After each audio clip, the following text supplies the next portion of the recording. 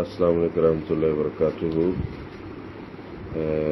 تراویح کی جو فضیلت ہے صحیح بخاری حدیث نمبر 37 اور کافی احادیث کی کتب میں یہ صحیح حدیث ہے۔ رسول اللہ صلی اللہ علیہ وسلم فرماتے ہیں من قام رمضان ایمانا واحتسابا غفر له ما تقدم من ذنبه، کہ جس نے ایمان کے ساتھ اپنا احتساب کرتے ہوئے رمضان میں قیام کیا تو اللہ سبحانہ و تعالیٰ اس کے پچھلے سارے گناہ معاف فرما دیتے ہیں۔